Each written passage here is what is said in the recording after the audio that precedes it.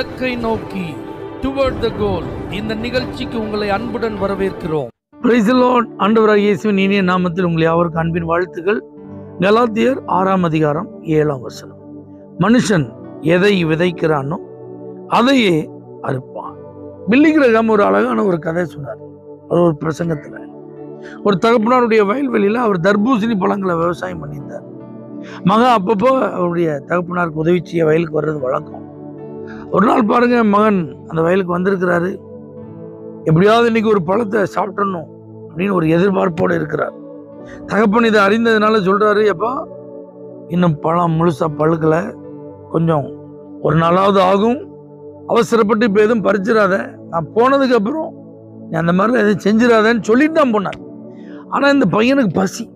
அதனால பாருங்க, அப்பா சொன்ன எல்லாம் கரெக்டாக தான் இருக்கும், ஆனாலும் இதுக்குள்ள ஏதாவது ஒரு பழம் எல்லாமே போயிருப்பது அப்படின்னு தேடி கண்டுபிடிச்சி கடைசியில் ஒரு பழத்தை கண்டுபிடிச்சு பாருங்க, அதை கொஞ்சம் தள்ளி போய் வேக வேகமாக அதை போட்டு உடைச்சி அதை சாப்பிட்டான். வேக வேகமாக சாப்பிட்டான். இப்போ அப்பாவுக்கு இந்த காரியம் தெரியக்கூடாது, அது மறைக்கும் நினைச்சு பாருங்க, அங்கேயே ஒரு ஓரமா ஒரு குழியை தோண்டி உள்ள புதைச்சிட்டான். அவன் நினைச்சா இனிமே இது யாருக்குமே தெரியாது. சில நாட்கள் கழிச்சு பார்த்தீங்கன்னா அதில் அந்த விதையிலிருந்து தர்பூசணி செடி வளர்ந்து நிற்கும். அப்போ வந்து பார்க்குறாரு, இந்த பக்கத்தில் தர்பூசணி வர்றதுக்கெல்லாம் வாய்ப்பு இல்லையே, அப்போ இங்கே இந்த செடி முளைச்சதுன்னா என்ன காரணம்? அப்போ தான் யோசிச்சா, அன்னைக்கு ஒரு நாள் மகனை சாப்பிடான்னு சொல்லிட்டு போனோம், இவன் ஏதாவது செஞ்சுட்டு போனோம், கூப்பிட்டுட்டே இங்கே வா, இந்த மாதிரி தர்பூசணியை சாப்பிட்டுட்டு இந்த இடத்துல எதுவும் போட்டியான்னு கேட்டதுக்கு அப்புறம் தான் ஆமாம். அங்கே தோண்டி பார்த்தா இவன் தின்னுட்டு போட்ட அந்த ஓடெல்லாம் உள்ளே கிடக்கும். அது வெளியில் வந்துட்டு பார்த்தீங்களா, அந்த மாதிரி தான் அவர் பில்லி கிரஹாம் சொல்லும்போது சொன்னா, நீங்கள் என்ன செஞ்சாலும், யாருக்கு தெரியாமல் செஞ்சாலும், எந்த இடத்துல செஞ்சாலும் அந்த செயலினுடைய விளைவுகள் வெளியில வந்துடும். கண்டிப்பா அது அறியப்படும், எதையும் மறைக்க முடியாது அப்படிங்கிறத ஒரு உண்மையை அப்படி தன்னுடைய பிரசங்கத்தில் சொன்ன. இப்ப நான் இதை பாசிட்டிவா உங்களுக்கு சொல்றேன். எப்படின்னா, நம்ம எதை செஞ்சாலும் கர்த்தர் அதை அறிந்திருக்கிறார். நீங்க பிரயாசப்படுறதுக்கு கண்டிப்பா பலன் உண்டு. நீங்க ராத்திரி கண் விழித்து ஜெபிப்பதற்கு நல்ல பலன் உண்டு. உபவாசித்து கொண்டிருப்பதற்கு பலன் உண்டு. ஆண்டவருடைய ஊழியத்திற்காக நீங்க தியாகம் பண்றதுக்கு கண்டிப்பா பலன் உண்டு. நீங்க பரிசுத்தவான்கள் அவர்களுக்கு நீங்க செய்யற பணிவிடைகளுக்கு நல்ல பலன் உண்டு. ஊழியங்களுக்காக நீங்க தாராளமா ஏராளமா கொடுக்கிற காணிக்கைகளுக்கு பலன் உண்டு.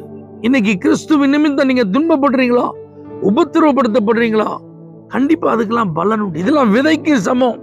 சிலர் நேரத்தில் இதெல்லாம் வெளியில யாருக்கும் தெரியாம இருக்கு. நீங்க படுற பாடு, நீங்க சந்திக்கிற காரியங்கள், நீங்க செய்யற உதவிகள் மற்றவர்களுக்கு இது அறியப்படாம இருக்கலாம். தேவ சமூகத்தில் நீங்கள் அமர்ந்திருந்து தனித்து உறவாடும் நேரங்கள், அந்த ரங்கத்தில் நீங்க தேவனை நோக்கி விண்ணப்பம் செய்யும் காரியங்களாம் ஒருத்தருக்கு தெரியாம இருக்கலாம். வெளியில பார்க்கும்போது நீங்க சாதாரணமானவர்களா தெரியலாம். ஆனா கர்த்தர் எல்லாவற்றுக்கும் பலன் தருகிறவர். இன்னைக்கு நம்ம செய்யற ஒவ்வொன்றும் விதைக்கிறதுக்கு சமம். அது யாருக்கு தெரியாம இருந்தாலும் கண்டிப்பா பலனா வெளியே வரும்.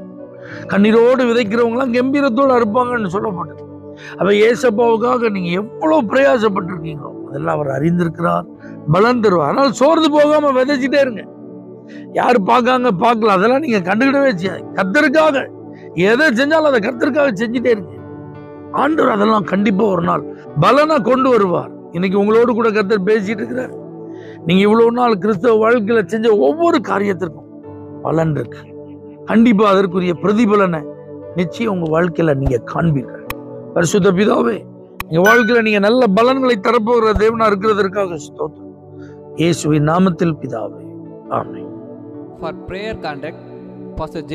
Kumar, El Shaddai Ministries, 9500252586, Surandai.